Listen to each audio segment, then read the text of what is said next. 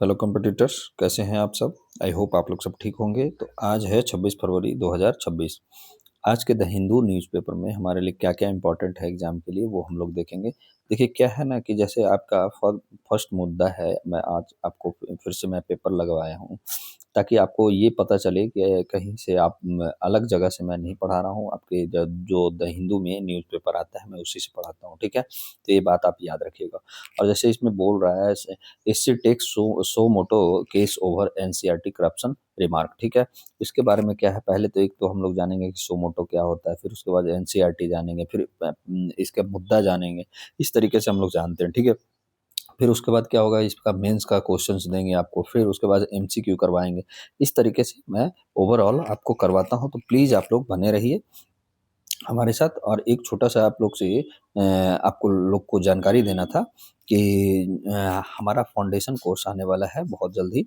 आपका foundation course जो आपका क्या होगा, 4 फाउंडेशन कोर्स होगा। पहला जो होगा आपका 14वीं जेपीएससी का कोर्स होगा, ठीक है। 14वीं जेपीएससी का मेंस का होगा। और मे भी इसमें प्री भी जुड़ सकता है अगर डेट बढ़ जाए, अगर प्री का तो। और सेकंड क्या होगा आपका 72वीं बीपीएससी का कोर्स आएगा, ठीक है। 72वीं बीपीएससी का कोर्स आएगा, ओके। प्री प्लस मेंस होगा, इसमें प्री प्लस मेंस होगा। थर्ड होगा आपका क्या, यूपीएससी सीएससी, ठीक है। 2027-28 वालों के लिए, ठीक है। 2027-28 वालों के लिए होगा। और फोर्थ जो होगा ये आपकी मांग होगा, आपकी क्या डिमांड है वो आप पे डिपेंड करेगा, ठीक है। डिमांड पे जो भी कोर्स डिमांड रहेगा वो उस पे आपको हम लोग कोशिश करेंगे कि जो सबसे ज़्यादा डिमांड रहे उसका हम लोग लाएंगे, ठीक है। और क्या है, जैसे आप लोग जो भी 1000 सब्सक्राइबर जो हमारे पहले होंगे ना, इन चारों फाउंडेशन कोर्स में ऐप पे जो आएगा उसमें इनको गिफ्ट के तौर पे रियायत दिया जाएगा। तो ये बात आप लोग ध्यान दीजिएगा, ठीक है। तो जल्दी से जल्दी जो भी नए लर्नर हैं प्लीज़, जो भी अभी तक सब्सक्राइब नहीं किए हैं प्लीज़ हमारे चाहे यूट्यूब चैनल को सब्सक्राइब कीजिए और आप इसमें भागीदार बनिए।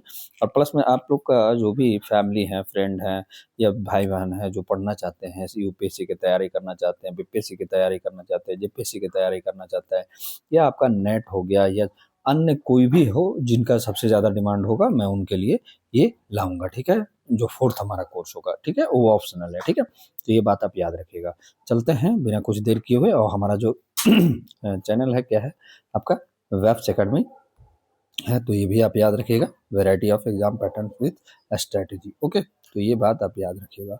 पहला हमारा मुद्दा क्या है, ये देखिए मुद्दा है हमारा क्या बोल रहा है कि एससी जो Supreme Court takes suo motu case over NCERT corruption remarks. क्या बोल रहा है कि घटना जो है आपका क्या है कि सुप्रीम कोर्ट ऑफ इंडिया ने एनसीईआरटी की कक्षा 8 की सोशल साइंस किताब में न्यायपालिका में करप्शन, यानी क्या बोल लिखा गया था कि जो 8वीं कक्षा का जो बुक है ना एनसीईआरटी का, उसमें क्या दिया गया था कि न्यायपालिका में करप्शन यानी भ्रष्टाचार का उल्लेख किया है था। कौन, आपका एनसीईआरटी द्वारा किया गया था, मतलब बुक निकाला गया था जो कक्षा 8 का अभी जारी किया गया है, उसमें क्या है कि न्यायपालिका में करप्शन यानी भ्रष्टाचार के बारे में उल्लेख कर दिया था।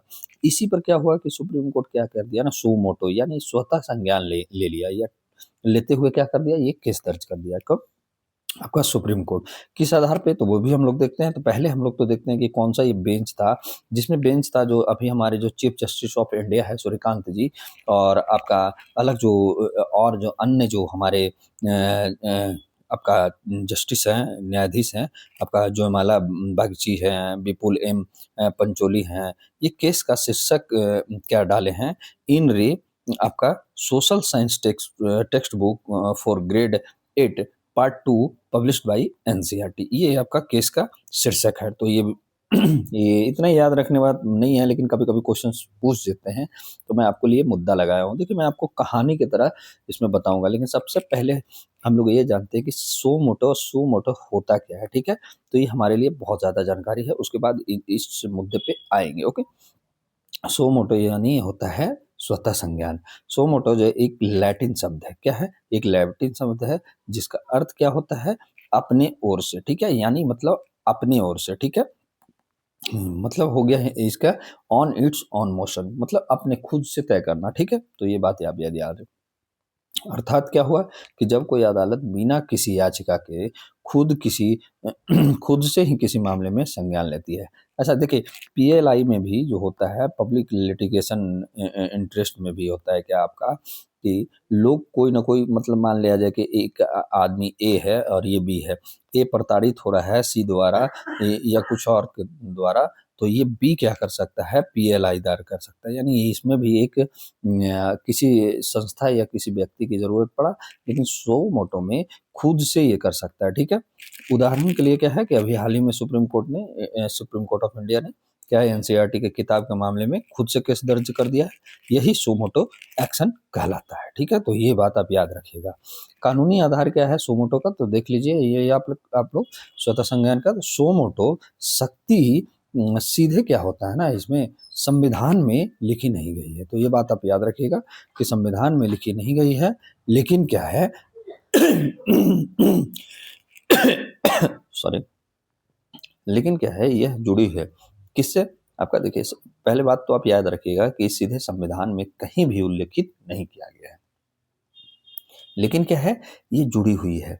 कहाँ से, आपका आर्टिकल 32 से। जब फंडामेंटल राइट्स की रक्षा की बात आता है, आर्टिकल 142 यानी कंप्लीट जस्टिस करने की बात, शक्ति ये बात आती है, तब देता है।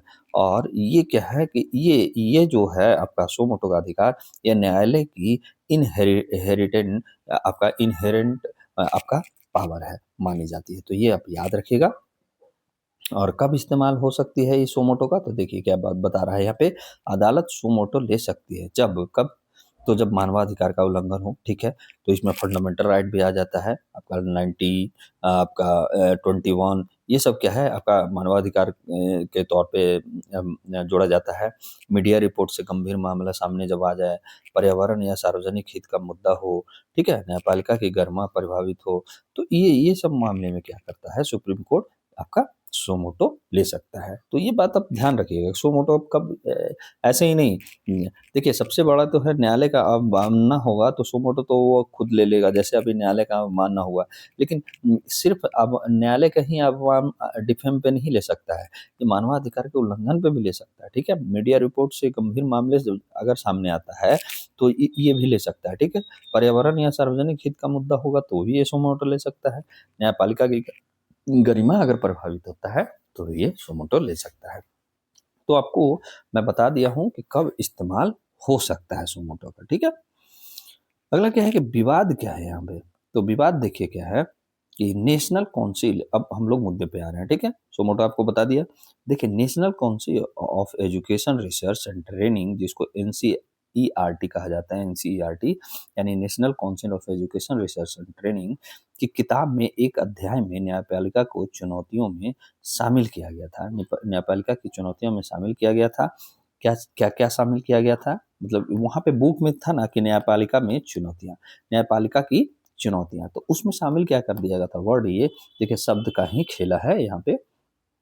तो यहाँ पे क्या डाल दिया गया कि भ्रष्टाचार डाल दिया, केसों का भारी बैकलॉग, जजों की कमी। ठीक है, तो सुप्रीम कोर्ट ने इसे क्या बोला गया, सिलेक्टिव रेफरेंस यानी बताया, यानी केवल न्यायपालिका को टारगेट करना।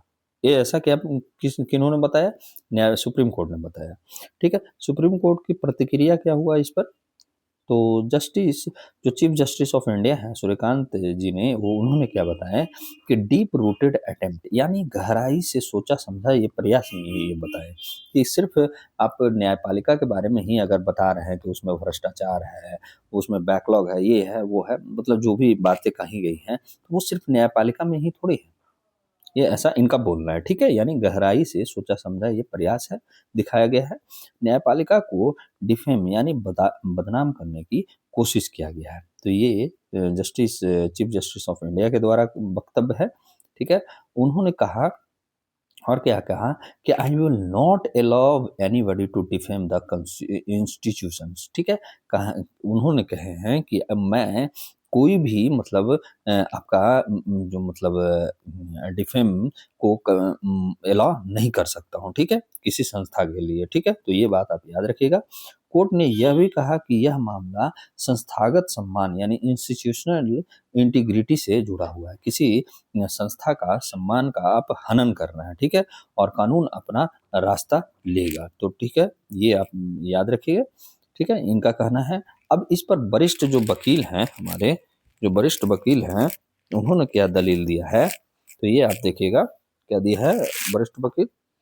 तो वरिष्ठ वकील कौन है हमारे, जो आपके कपिल सिब्बल जी हैं। तो उनका भी कहना है क्या कि कपिल सिब्बल हो गया, अभिषेक मनु सिंघवी हो गए, इन लोग का भी कहना है ना कि इनका भी तर्क है कि केवल न्यायपालिका में भ्रष्टाचार दिखाना बायस्ड है, यानी पक्षपाती है।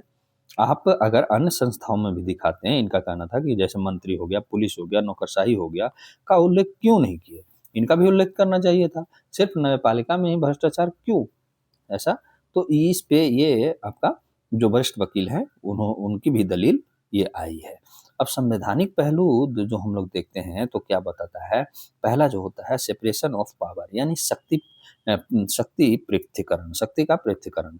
तो ये क्या बोलता है कि न्यायपालिका, कार्यपालिका और विधायिका अलग अलग शक्तियां रखती है, तीनों अलग अलग शक्तियां रखती है, एक समान शक्तियां मतलब ऐसा नहीं है कि कार्यपालिका ज़्यादा हो जाएगा, न्यायपालिका अगर ज़्यादा हो गया, विधायिका ज़्यादा, ऐसा नहीं है। हमारे कॉन्स्टिट्यूशन में तीनों को बैलेंस बना कर रखा गया, ठीक है।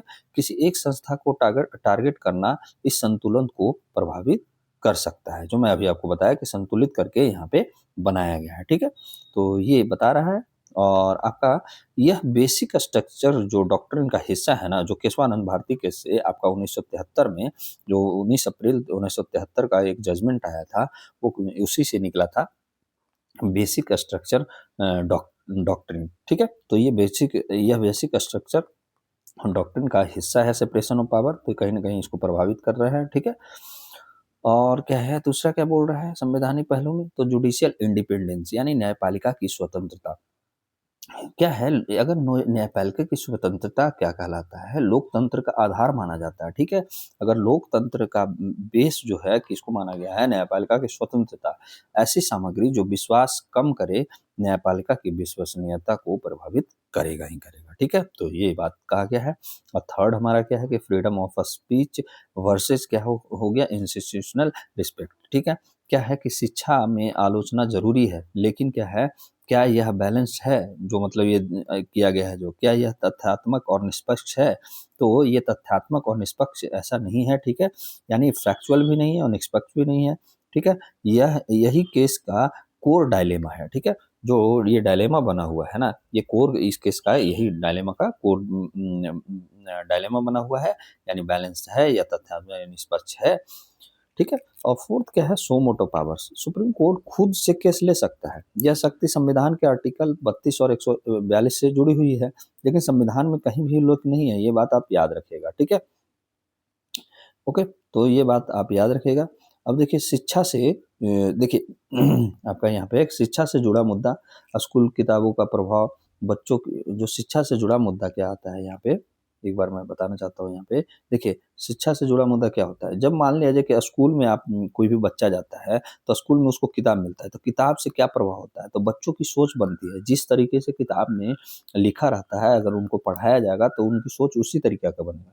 सवाल है क्या इतनी कम उम्र में करप्शन इन जुडिशियरी बताना उचित है, ये भी सवाल उठता है, या बैलेंस इंस्टीट्यूशनल एजुकेशन देने चाहिए। तो ये सवाल उठ रहे हैं।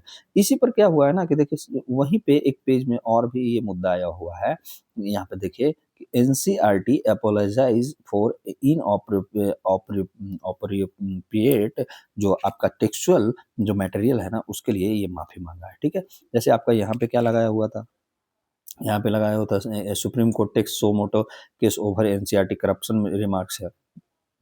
और फिर देखिए कि यहाँ पे एनसीईआरटी अपोलोजाइज, यानी मतलब माफी मांगा है, ठीक है। क्या है अब इसका इसका पढ़ते हैं, एनसीईआरटी क्या बोला है।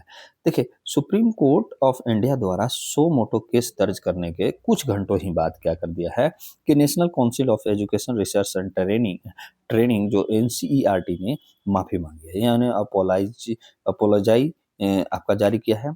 इरर इन जजमेंट कह रहा है, निर्णय में त्रुटि स्वीकार की है, जो ये निर्णय दिया है, जो विवादित सामग्री को इन एप्रोप्रिएट किया बताया है, और किताब की डिस्ट्रीब्यूशन को रोक दिया है एनसीईआरटी, ठीक है, स्ट्रिक्ट होल्ड कर दिया है, ठीक है। तो यहाँ पे एनसीईआरटी का आधिकारिक स्टैंड क्या है, तो ये भी हम लोग थोड़ा सा देखते हैं। एनसीईआरटी के बयान के मुख्य बिंदु क्या है कि न्यायपालिका को संविधान का रक्षक बताया है, फंडामेंटल राइट्स का रक्षक बताया है, ठीक है। मतलब ये एनसीईआरटी खुद बोल रहा है कि संविधान का संरक्षक कौन है, न्यायपालिका है, और फंडामेंटल राइट्स का जो रक्षक ये न्यायपालिका है, ठीक है। कहा है कि यह गलती जो है आपका जो किया गया है हुआ है, ये अनजाने में हुई है, ठीक है? अनइंटेंशनली हुआ है, यानी आपका कोई भी इसमें जानबूझकर नहीं है, इंटेंशनल ही नहीं था, ठीक है? किसी भी संस्था की गरिमा कम करने का इरादा नहीं था, ये ऐसा एनसीईआरटी कहता है। और आगे की कार्रवाई सामग्री को फिर से लिखा जाएगा, ठीक है? रीराइट किया जाएगा और एप्रोप्रिएट अथॉरिटी से सलाह ली जाएगी, ठीक है? तो ये बहुत बड़ी बात है, इन्होंने कहा था, एनसीईआरटी खुद कह रहे हैं। और मुद्दे के गहराई से अगर विश्लेषण किया जाए तो क्या बोला जाता है कि इंस्टीट्यूशनल अकाउंटेबिलिटी यानी संस्थागत जवाबदेही क्या है। एनसीईआरटी का माफी मांगना दिखाता है कि सार्वजनिक संस्थाएं अपनी गलती स्वीकार कर सकती है। यह गुड गवर्नेंस का संकेत भी देता है, ठीक है? लेकिन सवाल यह है, देखिए सवाल ये भी उठता है ना, अगर मान लिया ठीक है आप माफी मांगा, कुछ तो मुद्दा रहा होगा तभी तो ये लिखा गया होगा, ठीक है? तो क्या ये पहले पर्याप्त समीक्षा रिव्यू मैकेनिज्म था इस पर? तो ये सवाल तो ज़रूर उठता है कि पहले आपका रिव्यू आपका किया गया था मैकेनिज्म, तो ये सवाल तो उठेगा। दूसरा क्या है कि ओवरसाइट वर्सेस एकेडमिक फ्रीडम। क्या है जुडिशियल ओवरसाइट, मतलब कि न्यायपालिका का ज़्यादा ओवरसाइट करना, एकेडमी का जो स्वतंत्रता है वो कहीं न कहीं आपस में टकराव हो रहा है। सुप्रीम कोर्ट ऑफ इंडिया का हस्तक्षेप, सकारात्मक पक्ष क्या कहता है कि संस्थागत गरिमा की रक्षा करना, गलत जानकारी पर रोक लगाना, ये सकारात्मक पक्ष है। चिंता क्या है? चिंता है कि क्या यह एकेडमिक फ्रीडम को सीमित कर सकता है? ये क्या यह एकेडमिक फ्रीडम को सीमित कर सकता है? मेरे लिए, जो हमारे लिए अगर मेंस का मुद्दा होगा ना, तो यही पे होगा, ठीक है? क्या यह एकेडमिक फ्रीडम को सीमित कर सकता है? तो ये मुद्दा बन सकता है, ठीक है? थर्ड क्या है हमारा, एजुकेशन जो सिस्टम है में कंटेंट रेगुलेशन क्या है। एनसीईआरटी का लक्ष्य है कि कॉन्स्टिट्यूशनल लिटरेसी, डेमोक्रेटिक अवेयरनेस बढ़ाना, ठीक है? लेकिन क्या है, कंटेंट को एज अप्रोप्रिएट होना चाहिए और बैलेंस्ड रिप्रेजेंटेशन की जरूरी है, ठीक है? तो ये कहीं ना कहीं मुद्दा उठता है। और फोर्थ क्या है कि सेपरेशन ऑफ पावर यानी शक्ति पृथक्करण। न्यायपालिका का हस्तक्षेप है कि शिक्षा क्षेत्र जो है एग्जीक्यूटिव डोमेन में आपका यह डिलिकेट बैलेंस का मुद्दा बनता है। तो ये कहीं ना कहीं मुद्दा बन रहा है और जुड़ा है किससे, आपका केशवानंद भारती केस जो बेसिक स्ट्रक्चर डॉक्ट्रिन से जुड़ा हुआ है, ठीक है? फिफ्थ क्या है आपका, तो ये फिफ्थ जो आता है आपका कि क्राइसिस मैनेजमेंट बाय इंस्टीट्यूशन, ठीक है? एनसीईआरटी ने तुरंत अपोलोजाई दी और डिस्ट्रीब्यूशन पर रोक दिया, रिवीजन का वादा किया, ठीक है? और रीराइट करेगा। जब यहाँ पे है कि जब सुप्रीम कोर्ट आपका एकेडमिक बारे में, जब सुप्रीम कोर्ट ऑफ इंडिया जैसे संस्थान शिक्षा सामग्री में हस्तक्षेप करता है तो दो मूल सिद्धांत टकराते हैं। अब यहाँ पे हम लोग इसके मुद्दे पे भी आते हैं, ठीक है? एकेडमिक फ्रीडम यानी शैक्षणिक स्वतंत्रता, और दूसरा क्या होता है, संस्थागत गरिमा। मतलब क्या हुआ कि जब मान लिया जाए सुप्रीम कोर्ट किसी संस्थागत शिक्षा सामग्री में संस्थान शिक्षा सामग्री में अगर हस्तक्षेप कर देगा, तो दो उसका जो फंडामेंटल आपका थ्योरी है वो कहीं ना कहीं टकरार हो जाता है। जैसे एक तो होता है शैक्षणिक स्वतंत्रता, मतलब एकेडमिक कितना फ्रीडम होना चाहिए। दूसरा होता है इंस्टीट्यूशनल इंटीग्रिटी यानी संस्थागत गरिमा क्या है। तो कैसे एकेडमिक फ्रीडम सीमित हो सकता है, ठीक है? तो ये देखते हैं हम लोग कैसे इससे एकेडमिक फ्रीडम हो सकता है। तो ये पहला जो है आपका सेल्फ सेंसरशिप यानी आत्म सेंसरशिप। ओके, क्या है, लेखक और शिक्षाविद जो है विवाद से बचने के लिए संवेदनशील मुद्दे को लिखने से बचते हैं, क्योंकि कहीं ना कहीं अगर कुछ संवेदनशील मुद्दे लिखेंगे तो कहीं ना कहीं किसी न किसी संस्थागत तो आपका संस्थागत हनन होगा ही, गरिमा का हनन होगा ही, ठीक है? तो इसलिए ये लेखक और शिक्षाविद बचते हैं ऐसे संवेदनशील मुद्दे लिखने से। इसे क्रिटिकल थिंकिंग, इससे क्या हो जाता है, जो क्रिटिकल थिंकिंग होता है ना कहीं कमजोर हो सकती है। तो ये ऐसा बोला गया है, ठीक है? दूसरा क्या है कि क्रिटिकल जो एनालिसिस पर क्या होगा, असर आएगा, ठीक है? जैसे मान लिया जाए कि अगर न्यायपालिका या अन्य संस्थाओं की आलोचना से डर डर डर लगे तो छात्रों को रियल वर्ल्ड समस्याओं की समझ अधूरी मिलेगी। ये बात तो बिल्कुल सही है। अगर मान लिया जाए कि न्यायपालिका या अन्य संस्थाओं की आलोचना करने से कोई डरता है तो छात्रों को रियल वर्ल्ड की समस्या की समझ तो अधूरी मिलेगी। और थर्ड क्या है कि executive judicial approach over reach का खतरा भी बनता है। जैसे मान लिया जाए शिक्षा नीति आमतौर पर क्या है, एग्जीक्यूटिव है, जैसे national council of education research and training का जो है ये क्या एग्जीक्यूटिव का क्षेत्र है। बार-बार न्यायिक हस्तक्षेप ये कहीं न कहीं इसकी जो स्वायत्तता को कम कर रहा है, यानी ऑटोनॉमी को ये कम कर रहा है, ठीक है? तो ये बात आप याद रखिएगा। लेकिन अब देखिए यहाँ पे कहा है, ये तो आप देख लीजिए क्या मुद्दा बन सकता है, लेकिन इसका हमेशा नकारात्मक पक्ष भी नहीं होता है। इसका देखिए कैसे, पहला तो है कि मिस इन्फॉर्मेशन रोकने का ये साधन है, ठीक है? अगर सामग्री बायस्ड या फैक्चुअली गलत है, तब न्यायपालिका का हस्तक्षेप वैध और आवश्यक माना जाता है। तो ये बात आप याद रखिएगा। और दूसरा क्या है कि इंस्टीट्यूशनल ट्रस्ट बनाए रखना, मतलब छोटी उम्र में छात्र में संस्थाओं के प्रति भरोसा ज़रूरी है, तभी वो समझ सकते हैं, ठीक है? नहीं तो शुरुआत से ही वो कोई कहीं न कहीं अलग कदम उठा सकते हैं। देखिए क्या है, बोला जाता है कि एकेडमिक फ्रीडम लोकतंत्र का मूल आधार है, लेकिन यह पूर्णतः निरंकुश नहीं हो सकता है। यदि शैक्षणिक सामग्री असंतुलित या भ्रामक तथा संस्थागत गरिमा को अनुचित रूप से प्रभावित करता है, तो सीमित और संतुलित हस्तक्षेप उचित होता है, ठीक है? जैसे अभी किया गया है। हालाँकि यह हस्तक्षेप इस सीमा तक नहीं होना चाहिए कि वह आलोचनात्मक चिंतन और बौद्धिक स्वतंत्रता को बाधित करे, ठीक है? तो ये कहीं न कहीं एकेडमिक फ्रीडम के बारे में बताता है, ठीक? अब हमारे लिए क्या है, अब हम लोग पूरे तरीके से मुद्दा-वुद्दा सब जान गए हैं भाई, तो अब हमारे लिए क्या है कि एनसीईआरटी क्या है? एनसीईआरटी क्या है? तो ये हम लोग जान लेते हैं। तो देखिए एनसीईआरटी क्या है कि इसका फुल फॉर्म होता है national council of education research and training. क्या होता है आपका? National council of education educational research and training, okay? NCERT यानी भारत सरकार का एक स्वायत्त यानी ऑटोनोमस शैक्षणिक संगठन है। कैसा? स्वायत्त शैक्षणिक संगठन है जो देश में मूल शिक्षा की गुणवत्ता सुधार करने के लिए कार्य करता है। क्या इसका कार्य क्या है कि स्कूल शिक्षा की गुणवत्ता सुधारेगा, ठीक है? स्थापना इसका कब हुआ? 1961 में, 1961 में। मंत्रालय कौन सा है? शिक्षा मंत्रालय, मिनिस्ट्री ऑफ एजुकेशन के अंडर आता है। और एक हेड क्वार्टर जो है आपका नई दिल्ली में है। और मुख्य उद्देश्य क्या है कि राष्ट्रीय स्तर पर ये क्या करता है? स्कूल शिक्षा का विकास करता है, ठीक है? नेशनल लेवल पे, ओके? और एक समान और गुणवत्तापूर्ण शिक्षा सुनिश्चित करता है, ठीक है? इसका उद्देश्य छात्रों में क्या करता है ये? छात्रों में ये आपका वैज्ञानिक सोच विकसित करता है, संवैधानिक मूल्यों को बनाता है, लोकतांत्रिक समझ की विकसित करना, इसका काम है आपका एनसीईआरटी को बच्चों में, ठीक है? प्रमुख कार्य देखिए, पहला कार्य जो है आपका इसका जो है ये हम लोग देखते हैं। पहला कार्य जो है हमारा मतलब जो इसका एनसीईआरटी का, तो पाठ्य पुस्तक निर्माण करना, ठीक है? पाठ्य पुस्तक का निर्माण करना, कक्षा 1 से 12 तक की किताबें ये बनाता है, ठीक है? सीबीएसई सहित कई बोर्ड इन्हें अपनाते हैं। जैसे आपका यूपीएससी से भी जो क्वेश्चंस बनते हैं, यूपीएससी या बीपीएससी या जेपीएससी, ये कहीं न कहीं इन किताबों से ही पढ़ाया जाता है, जी, ठीक है? जो मैं आपको जीएस वगैरह ये सारी किताब यहीं से पढ़ाए जाते हैं। तो इनमें से क्या होता है ना कि अगर आप इनका जो मिस इन्फॉर्मेशन अगर आपको दिया जाए, तो कहीं न कहीं ये मुद्दा बन सकता है, ठीक है? तो इन्हीं को रोकने के लिए ऐसा लाया गया था, ठीक है? दूसरा क्या है इनका काम है, तो पाठ्यक्रम यानी करिकुलम तैयार करना है। नेशनल करिकुलम फ्रेमवर्क तैयार करता है। तो ये बात आप याद रखिए, नई शिक्षा नीतियों के अनुसार ये बदलाव करता है। जैसे नेशनल एजुकेशन पॉलिसी 2020 आया ना, उसके अनुसार ये क्या करेगा? ये अपना शिक्षा नीतियों को अपना अनुसार ये नेशनल करिकुलम फ्रेमवर्क बदलता है, ठीक? थर्ड क्या है? शिक्षक प्रशिक्षण या जो टीचर ट्रेनिंग ये देता है, शिक्षकों के लिए क्या है? ट्रेनिंग प्रोग्राम चलाता है, रिसर्च और वर्कशॉप बनाता है, ठीक है?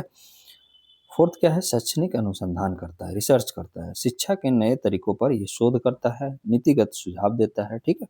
तो ये नीति बनाता नहीं है, नीति को लागू करता है। तो ये बात आप याद रखिएगा। अब हमारे लिए क्या है? पहला तो इसके मेंस का क्वेश्चन हम लोग देखते हैं। क्या है? मेंस आपके लिए क्वेश्चन है, क्या शिक्षा सामग्री में न्यायपालिका के हस्तक्षेप से एकेडमिक फ्रीडम सीमित हो सकती है? तर्क सहित विश्लेषण कीजिए। क्या कह रहा है कि शिक्षा सामग्री में जब ये जो न्यायपालिका का हस्तक्षेप किया गया है, इससे क्या एकेडमिक फ्रीडम सीमित होती है? तो तर्क सहित भी मतलब तर्क भी दीजिए, अपना लॉजिक भी बताइए कि हाँ किस तरीके से ये हो सकता है या नहीं हो सकता है। आप दोनों तरीके से आप विश्लेषण कर सकते हैं, ठीक है? सकारात्मक, नकारात्मक दोनों तरीके से। जो ये आपको मेनली रूप से है ना कि आपकी सोच जानने के लिए क्वेश्चंस दिया जाता है इस तरीके से, ठीक है? तो आप लोग ज़रूर लिखिएगा, कहाँ पे लिख के सेंड कीजिएगा? वेब्स एकेडमी 24, ठीक है? ये आपका डिस्क्रिप्शन बॉक्स में भी हमारे आपको दिया रहता है लिंक आपका, तो अब वहाँ से भी आप जाके ज्वाइन करके यहाँ पे सेंड कर सकते हैं। और एक छोटा सा रिक्वेस्ट है कि जो भी हमारे नए लर्नर हैं जो अभी तक सब्सक्राइब नहीं किया, प्लीज़ आप लोग सब्सक्राइब कीजिए। एक छोटा सा लक्ष्य है हमारा 1000 सब्सक्राइबर का, तो प्लीज़ जल्दी से जल्दी कीजिए। और आपको जो 4 फाउंडेशन कोर्स आने वाले हैं उनमें आपको रियायत दिया जाएगा और गिफ्ट दिया जाएगा, ठीक है? तो ये बात आप याद रखिएगा। अब हम लोग इसका एमसीक्यू पे चलते हैं, ठीक है? देखिए एमसीक्यू करते हैं। क्या बोल रहा है कि निम्नलिखित में कौन सा कथन सुप्रीम कोर्ट ऑफ इंडिया की सो मोटो शक्ति के संदर्भ में सही है? तो पहला, यह शक्ति केवल संसद द्वारा दी जाती है। बिल्कुल नहीं, ऐसा नहीं है। दूसरा क्या बोल रहा है, यह न्यायालय को स्वतः किसी मामले में संज्ञान लेने की अनुमति देता है। ये तो बिल्कुल सही है। दूसरा, यह केवल आपराधिक मामलों तक सीमित है। ऐसा नहीं है। तो ऑप्शन नंबर ये हमारा क्या हो जाएगा? बी हो जाएगा, ठीक है? केवल 2। ओके, अगले प्रश्न पे चलते हैं। क्या बोल रहा है कि एकेडमिक फ्रीडम के संदर्भ में निम्नलिखित कथनों पर विचार करें। पहला कथन, यह पूर्णतः निरंकुश अधिकार है। एकेडमिक फ्रीडम के संदर्भ में यह पूर्णतः निरंकुश अधिकार है। ऐसा नहीं है कि पूर्णतः यह अभिव्यक्ति की स्वतंत्रता से जुड़ा हुआ है, ठीक है? ये सही है। इसे उचित प्रतिबंधों के अधीन अधीन रखा जा सकता है। ये भी सही है, यानी 2 और 3, यानी ऑप्शन नंबर सी हमारा सही है, ठीक है? क्या बोल रहा है अगला प्रश्न, ठीक है? National council of education research and training जो एनसीईआरटी के संबंध में निम्नलिखित कथनों पर विचार कीजिए। पहला कथन, ये एक वैधानिक बॉडी है। नहीं, ये ऑटोनोमस बॉडी है, ठीक है? ये वैधानिक बॉडी नहीं है, तो बिल्कुल गलत है। यह स्कूल पाठ्यक्रम पाठ्य पुस्तकों का विकास करता है। बिल्कुल सही है। यह शिक्षा मंत्रालय के अंतर्गत आता है। ये भी सही है। तो यानी 2 और 3, यानी ऑप्शन नंबर बी हमारा सही हो जाएगा, ठीक है? अगला प्रश्न है, क्या बोल रहा है कि निम्नलिखित में कौन सा एनसीईआरटी के कार्यों में शामिल नहीं है? तो पहला, पाठ्य पुस्तक का प्रकाशन करना। बिल्कुल सही है। शिक्षक का प्रशिक्षण, ये भी सही है। न्यायिक समीक्षा, ये नहीं शामिल है, यानी ऑप्शन नंबर हमारा ए सही हो जाएगा, ठीक है? केवल 1 और 2। अब सेकंड मुद्दा क्या है हमारा? देखिए यहाँ पे क्या बोल रहा है कि what are capture and utilization technology. क्या है what are capture and utilization technology, क्या होता है? तो पहले हम लोग जानते हैं कि मुद्दा क्या है, क्यों खबर में आया है। खबर में कार्बन आपका कैप्चर एंड यूटिलाइजेशन आया है। खबर में क्यों क्यों है? क्योंकि पहला तो मुद्दा बनता है कि क्लाइमेट चेंज कंसर्न है, चिंता है। भारत दुनिया का जो थर्ड लार्जेस्ट CO2 यानी कार्बन डाइऑक्साइड इमिटर उत्सर्जक है, ठीक है? ये भी बात आप याद रखिएगा, फैक्चुअल क्वेश्चंस हैं, ठीक है? इमिशन कम करना अर्जेंट इशू बन गया है, तो इसलिए कार्बन कैप्चर एंड यूटिलाइजेशन जरूरी है। दूसरा क्या है आपका? तो इंडियाज नेट जीरो टारगेट, ठीक है? भारत का लक्ष्य है कि 2070 तक नेट जीरो इमिशन करना, ठीक है? तो ये आपका कार्बन कैप्चर यूटिलाइजेशन इसमें मदद कर सकता है, ठीक है? पहले तो हम लोग जानते हैं कि कार्बन कैप्चर क्या होता है। तो कार्बन कैप्चर जो होता है एक प्रक्रिया है, एक ऐसी प्रक्रिया है जिसमें क्या होता है कि कार्बन डाइऑक्साइड को ना वातावरण में जाने से पहले ही पकड़ लिया जाता है, ठीक है? मतलब अगर किसी चीज़ से अगर मान लिया जाए कि ये आपका हो रहा है, कार्बन उत्सर्जन हो रहा है, मान लिया जाए कि कोयला से आपका कार्बन उत्सर्जन हो रहा है, तो ये आपका जैसे ही ये उठने से पहले ही क्या हुआ, इसको कार्बन को कैप्चर कर लिया जाता है, ठीक है? ये प्रक्रिया होता है, यानी प्रोसेस होता है। ओके, ताकि यह जलवायु परिवर्तन क्लाइमेट चेंज को बढ़ावा ना दे। तो ये बात आप याद रखिएगा। धुएं से CO2 को पकड़कर हवा में जाने से रोक देना। यानी देखिए यहाँ पे जो सरल शब्दों में कहा जा सकता है, देखिए क्या कर रहा है कि धुएं से मतलब मान लिया धुआं उठा, ठीक है? धुआं उठा, यहाँ पे CO2 है, ठीक है? यहाँ पे CO2 है, ठीक है?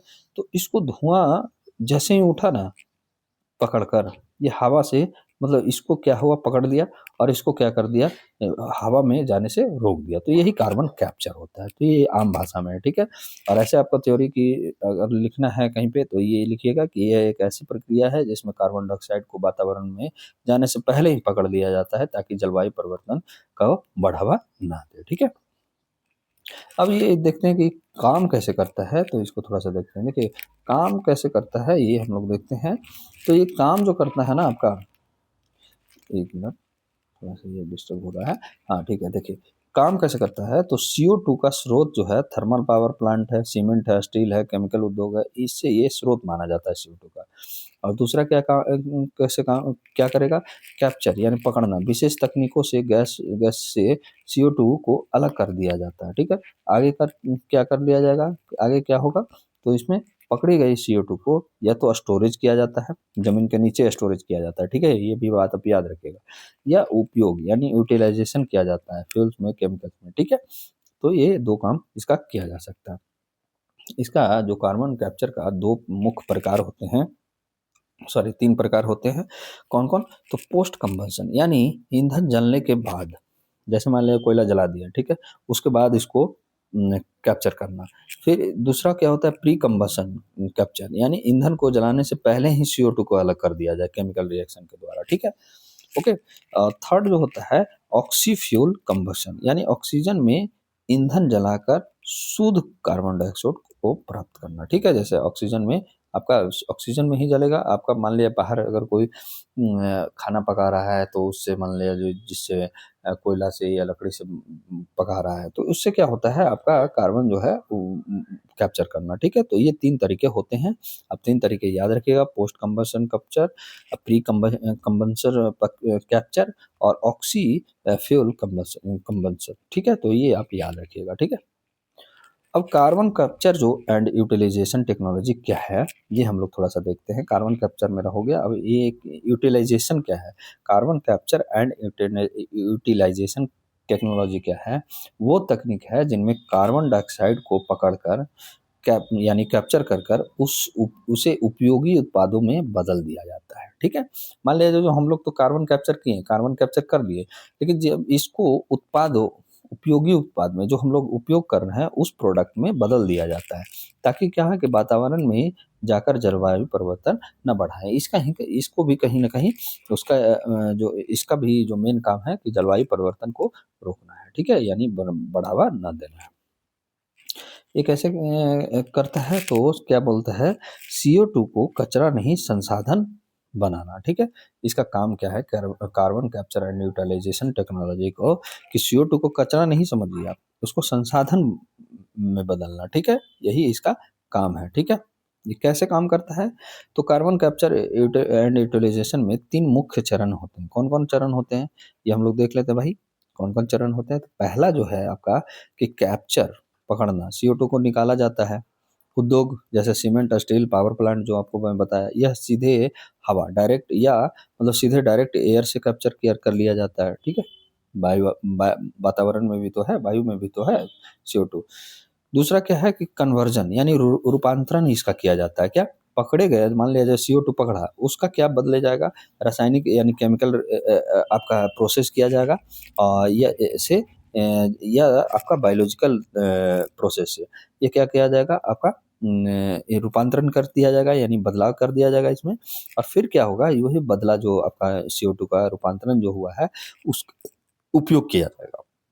CO2 को उपयोग किया जाता है किसमें? तो ये आप याद रखिएगा, जो रूपांतरण किया हुआ है उसमें क्या किसमें उपयोग किया जाएगा? तो ईंधन में, सिंथेटिक्स फ्यूल में, रसायन में यानी केमिकल में, निर्माण सामग्री यानी कंक्रीट हो गया, सीमेंट में, ये सब में उपयोग किया जाता है, प्लास्टिक पॉलीमर में, ठीक है? तो इसका उपयोग किया जाता है, ओके? तो ये बात आप याद रखिएगा। भारत की वर्तमान स्थिति क्या है? तो ये हम लोग देखते हैं। तो भारत अभी कार्बन कैप्चर एंड यूटिलाइजेशन में अभी शुरुआती है, ठीक है? यानी इसको बोला जा सकता है अर्ली डेवलपमेंट स्टेज में है, लेकिन नीति, शोध और उद्योग तीनों स्तर पर धीरे-धीरे प्रगति हो रहा है। तो पहला क्या है, आपका सरकारी पहल इसके लिए क्या है, तो पॉलिसी एंड रिसर्च सपोर्ट यानी department of science and technology है जो आपका, ये क्या किया है, कार्बन कैप्चर एंड यूटिलाइजेशन पर रिसर्च एंड डेवलपमेंट यानी R&D की फंडिंग दे रहा है। Ministry of petroleum and natural gas द्वारा। और आपका क्या-क्या कार्बन कैप्चर यूटिलाइजेशन स्टोरेज को क्या किया जा रहा है, ministry of petroleum and natural gas द्वारा जो है मंत्रालय, उसके द्वारा 2030 का मतलब जो है कार्बन कैप्चर यूटिलाइजेशन स्टोरेज का 2030 रोड मैप तैयार कर रहा है 2030 तक। ओके, तो ये आप याद रखिएगा। संभावित परियोजनाओं की पहचान, जैसे उद्योगों में आपका उपयोग की योजना, ये सब चलाया जा रहा है, ठीक है।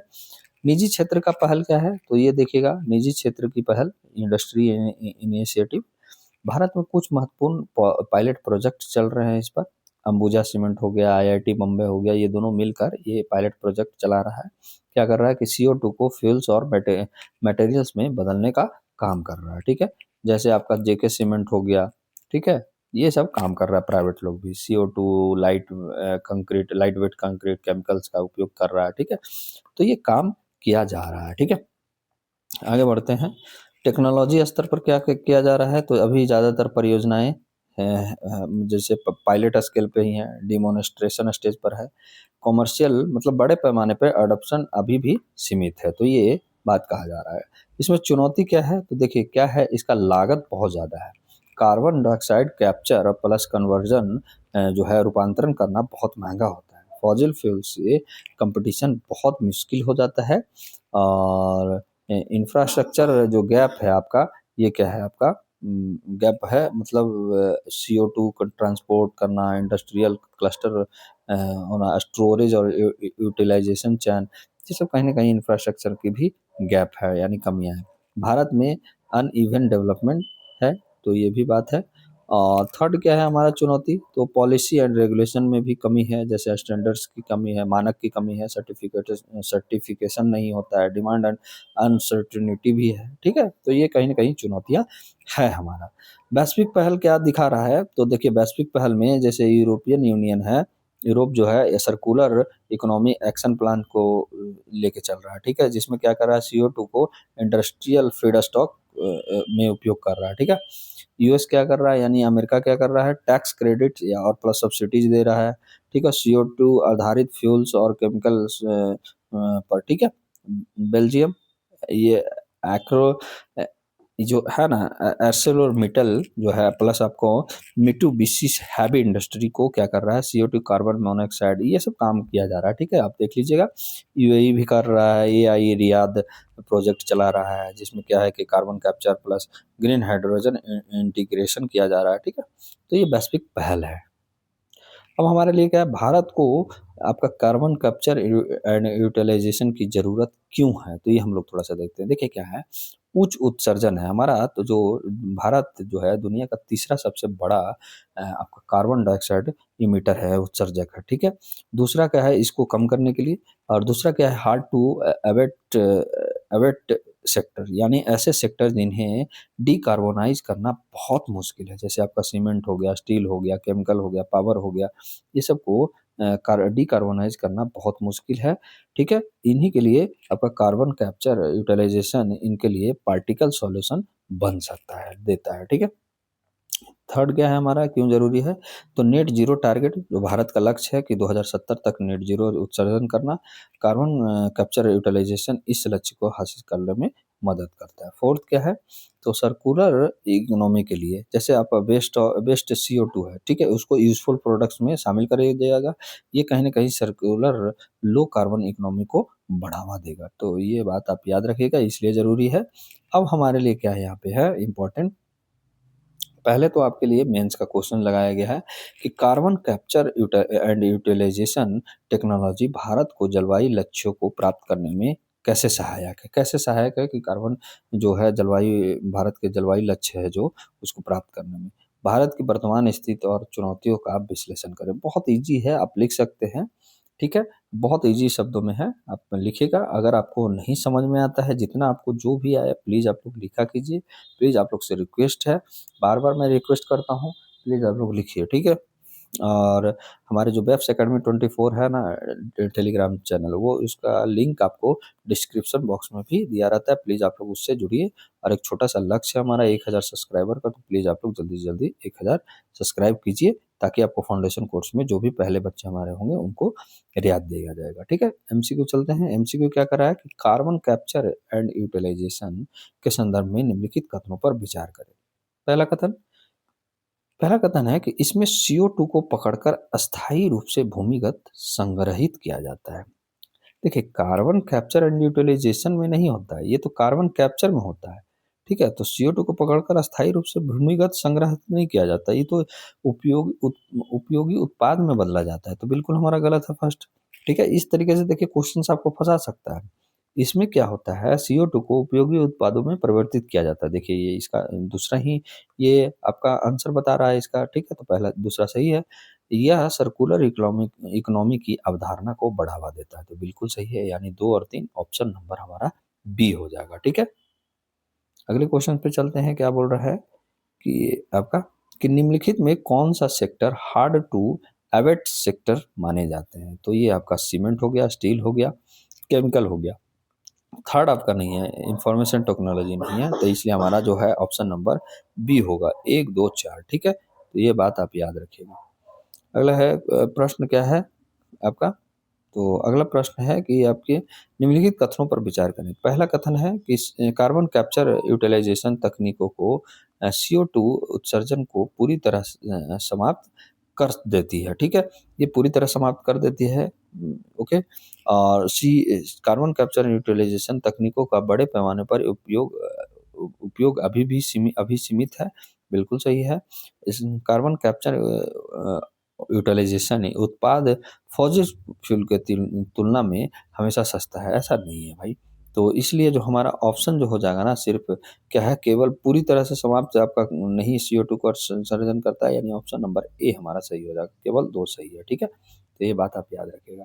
अगले प्रश्न में क्या हुआ है कि असर्शन और रीजन का दिया हुआ है, तो असर्शन बोल रहा है कि कार्बन कैप्चर यूटिलाइजेशन तकनीकें जलवायु परिवर्तन को कम करने में सहायक होता है। बिल्कुल। कारण कार्बन कैप्चर जो यूटिलाइजेशन में CO2 को उपयोगी उत्पादों में परिवर्तित किया जाता है। इसी के कारण क्या होता है, जलवायु परिवर्तन को कम करने में ये सहायक है, यानी ए आर दोनों सही है और आर सही व्याख्या कर रहा है एक ही। ठीक है, तो इसलिए हमारा ऑप्शन नंबर ए हो जाएगा, सही हो जाएगा। ठीक है, अब हमारा अगला मुद्दा है, क्या बोल रहा है, loose loose connection made satellite miss orbit panel. जो हमारा क्या हो गया है कि अभी घटना है, क्या बोला गया है, देखिए घटना क्या हो गया है। जो इंडियन स्पेस रिसर्च ऑर्गेनाइजेशन है ना, इसरो ने जो NVS 02 सैटेलाइट की विफलता पर रिपोर्ट जारी किया है। लॉन्च कब हुआ था ये आपका NVS-02 सैटेलाइट, तो 29 जनवरी 2025 को। कौन सा रॉकेट से, तो GSLV रॉकेट से। उद्देश्य क्या है कि नाविक जो नेविगेशन सिस्टम को मजबूत करना है। सैटेलाइट सही ऑर्बिट में नहीं पहुंच पाया, यानी सर्कुलर ऑर्बिट में नहीं पहुंच पाया, इसलिए ये विफल माना गया। ठीक है, और हमारे लिए क्या है कि NVS सैटेलाइट 0 क्या है, तो देखिए क्या है, NVS जो 02 सैटेलाइट भारत का एक नेविगेशन सैटेलाइट है, जिसे Indian Space Research Organisation ISRO ने लॉन्च किया था। यह भारत के स्वदेशी GPS सिस्टम यानी नाविक का हिस्सा है। ठीक है, तो हम लोग ये इसका जो मुख्य फैक्ट थोड़ा सा जान लेते हैं। तो 29 जनवरी 2025 को ये लॉन्च हुआ था, 1 साल से ज़्यादा हो गया। रॉकेट GSLV द्वारा, यानी GSLV द्वारा लॉन्च हुआ है। ठीक है, मैं आपको GSLV, PSLV, ठीक है, SLV, ठीक है, शॉर्ट लार्ज व्हीकल जो है आपको मैं सारा आपको बताया हूँ। ठीक है, इसलिए मैं यहाँ पे नहीं बता रहा हूँ। और अगर आपको ज़्यादा जानकारी चाहिए इन पे, तो आप लोग ज़रूर कमेंट बॉक्स में करके बताइएगा कमेंट में कि आपको सारे ये बता दीजिए। ठीक है, सीरीज क्या है ये, NVS सीरीज है, जो सेकंड सैटेलाइट ये माना जा रहा है। ठीक है, यानी सेकंड सैटेलाइट था। उद्देश्य क्या है, नाविक सिस्टम को मजबूत करना। तो पहले तो हम लोग जानते हैं कि नाविक है क्या, नाविक ही पढ़ना है। नाविक के बारे में क्वेश्चन पहले भी MCQ आपका UPSC का प्रीवियस ईयर में आ चुका है, और BPSC में भी आया है, JPSC में भी आने ही वाला है। ये भी बात आप जान लीजिए, क्योंकि ये फिर से मुद्दा में बना है नाविक, तो जरूर आएगा। ठीक है, नाविक क्या होता है, इसका full form navigation with Indian constellation. ठीक है, भारत का अपना क्षेत्रीय सैटेलाइट नेविगेशन सिस्टम है। अभी हम लोग कहाँ का यूज करते हैं, तो अमेरिका USA का यूज करते हैं GPS। ठीक है, जिसे इसरो ने विकसित किया है, इंडियन स्पेस रिसर्च ऑर्गेनाइजेशन ने विकसित किया है। मूल जानकारी क्या है, तो पूरा नाम navigation with Indian constellation. Okay, पहले जो नाम था इसका IRNSS था, यानी Indian regional navigation satellite system था। ठीक है। तो IRNSS था, यानी Indian regional navigation satellite system, ये पहले नाम था। कवरेज क्या करता है ये आपका नाभिक, तो भारत और प्लस जो है 1500 किलोमीटर का आसपास जो क्षेत्र है भारत के, वहाँ तक ये कवर करता है, ये भी बात याद रखिएगा। और इसमें जो सैटेलाइट भेजे गए हैं, ये 7 सैटेलाइट भेजे गए हैं, ठीक है। जो 3 है आपका GEO में भेजे गया है, ठीक है, जियो स्टेशनरी जियो अर्थ ऑर्बिट में भेजा गया है। और फोर्थ जो है IGSO है, ठीक है। तो ये बात आप लोग याद रखिएगा। तो ये आपको याद रखना है कि 7 सैटेलाइट इसमें भेजा गया है नाभिक में, ठीक है। आगे बढ़ते हैं। प्रमुख सेवाएं क्या क्या ये देगा, ये जो सैटेलाइट जो नाभिक जो है वो ये स्टैंडर्ड पोजिशनिंग सर्विस देगा, यानी SPS देगा। आम नागरिकों के लिए जैसे GPS काम करता है वैसे ये काम करेगा। और रेस्ट्रिक्टेड सर्विसेज में भी ये काम देता है, जैसे सेना और सरकारी एजेंसी के लिए इनक्रिप्टेड ये सर्विस प्रदान करता है, ठीक है, नाभिक। विशेषता क्या है इसकी, तो ये विशेषता देखते हैं। उच्च सटीकता, भारत क्षेत्र में जीपीएस से भी बेहतर ये एक्यूरेसी बताता है। ड्यूअल फ्रीक्वेंसी सिग्नल है, L5 और एस बैंड, ठीक है। बेहतर रिलायबिलिटी है। ये देखिए L5 एस बैंड वगैरह साइंस एंड टेक का है, जब मैं पढ़ाऊंगा तो वहाँ पे और अच्छे से पढ़ाया जाएगा। ये आप याद रखिएगा, फ्रीक्वेंसी है यानी सिग्नल है L5 और एस बैंड, ठीक है। स्वदेशी प्रणाली यानी विदेशी सिस्टम पर निर्भरता ये आपका कम बनाता है, यानी स्वदेशी पे निर्भरता ज़्यादा बढ़ाता है, यानी स्वदेशी है। और इसका उपयोग आपका कहाँ कहाँ किया जा रहा है, तो नेविगेशन यानी व्हीकल्स में, स्मार्टफोन्स में, ठीक है, ये आपका किया जा रहा है। मैरिन नेविगेशन हो गया, डिजास्टर मैनेजमेंट हो गया, मिलिट्री ऑपरेशन हो गया, ये सब में ये उपयोग किया जा रहा है, ठीक है। असफलता जो आपका NVS-02 जो है उसका क्यों असफलता हुआ, तो उसका कारण जो हम लोग जानते हैं। देखिए टेक्निकल फेलियर, एक महत्वपूर्ण वाल्व जो ऑक्सीडाइजर लाइन वाल्व जो होता है को एक्टिव करने वाला जो सिग्नल होता है ना, वही नहीं पहुंच पाया, इसलिए ये क्या हुआ कि फेलवर हो गया। ये वाल्व क्या हुआ, इंजन को चालू करने और ऑर्बिट बढ़ाने के लिए जरूरी था, ठीक है। तो ये काम ही नहीं हुआ। कारण क्या था, तो कारण ये था कि रिपोर्ट के अनुसार ये बता रहा है, जो अभी जारी किया है इसरो ने, इलेक्ट्रिकल कनेक्टर जो होता है उसमें फॉल्टी कनेक्शन आ गया था।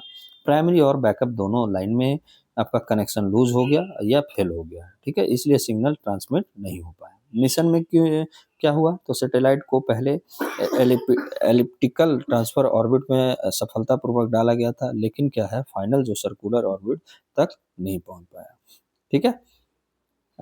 NVS-2 जो NVS-02 का महत्व क्या है, तो यह हिस्सा जो है नाविक यानी नेविगेशन विथ इंडियन कॉन्स्टेलेशन का था। उपयोग क्या है ये इसका, तो भारत का अपना GPS सिस्टम है, रक्षा, नौवहन, आपदा प्रबंधन, ये सब ये क्या है उपयोग होता है, ठीक है। महत्वपूर्ण बिंदु क्या क्या इसमें रहा, देखिए फेलुअर एनालिसिस जब किया गया तो हाई टेक मिशन में अगर छोटा भी फॉल्ट आता है ना, तो उससे क्या होता है, बड़ा विफलता माना जाता है। दूसरा क्या दूसरा क्या होता है, रेडियोन्सी कंसेप्ट, यानी बैकअप सिस्टम जरूरी है, लेकिन यहाँ क्या हुआ, प्राइमरी और बैकअप दोनों फेल हो गया, ठीक है। अब थर्ड क्या है हमारा, इंडिजीनियस जो आपका नेविगेशन सिस्टम है नाविक, स्ट्रेटेजिक ऑटोनॉमी है, ठीक है। फोर्थ क्या है आपका, लर्निंग एडेप्टेशन करना चाहिए। जो इसरो से मतलब जो फेलुअर हुआ है ना, उससे इसको सीखना चाहिए और फ्यूचर मिशन को और भी इम्प्रूव करने की जरूरत है, ठीक है। अब यहाँ पे एक और आया था, आपको ये भी पढ़ लेना जरूरी है। CMS 03 जी सेट S7R, ठीक है। क्या होता है ये, भारत का एक सैन्य संचार उपग्रह है, यानी मिलिट्री कम्युनिकेशन सैटेलाइट है। CMS-03 GSAT-7R, जिसे इंडियन स्पेस रिसर्च ऑर्गेनाइजेशन, इसे भी इसरो ने विकसित किया है। तो इस तरीके से मुद्दा आपको बना सकता है कि किसने विकसित किया है और किसके लिए है, तो मिलिट्री कम्युनिकेशन सैटेलाइट के लिए है। तो ये बात अब याद रखिएगा।